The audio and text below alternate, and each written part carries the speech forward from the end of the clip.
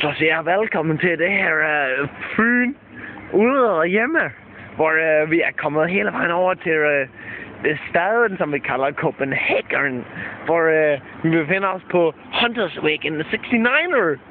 Lige i øjeblikket, hvor vi tager pulsen på, hvordan folk har det. Og vi står lige i øjeblikket med arbejdsmanden Stefan Termansen, vi kan se her.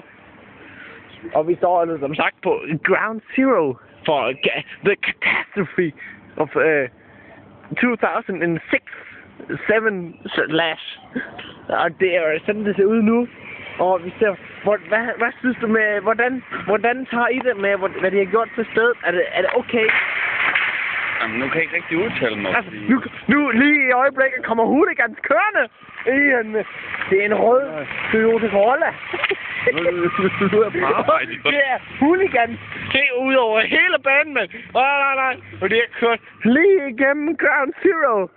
Men vi fortsætter med Stefan. Jamen, nu kan jeg ikke udtale mig, fordi jeg er på arbejde jo. Jeg er jo lige på arbejde. Ja, altså, det er jo klart, at vi er jo alle som arbejdsmennesker, jo ikke også?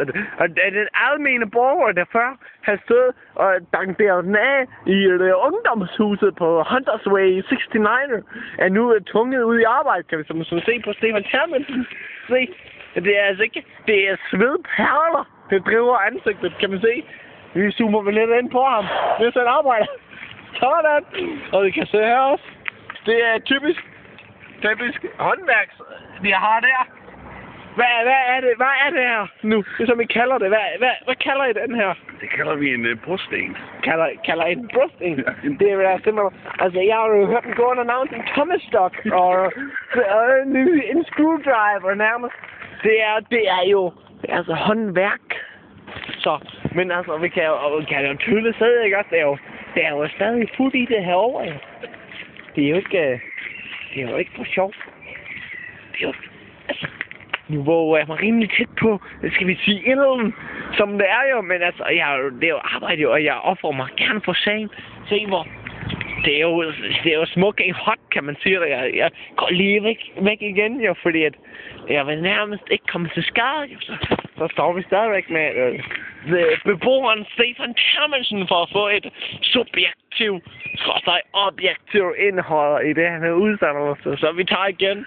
Stefan, ud over arbejde, hvad laver du så nu? Jamen, nu arbejder jeg jo lige, ikke? Så Udover arbejde, så arbejder Stefan. Det er exceptionelt. Så ekstremt forhold i de der indsatte, at det før nævnte Hunters Way 69'er, de er simpelthen tvunget ud. Det er tvunget ud i samfundet, jo. Det er jo den anden verden, vi er ude i. Jeg bliver nødt til, inden jeg kan se, de overfalder mig.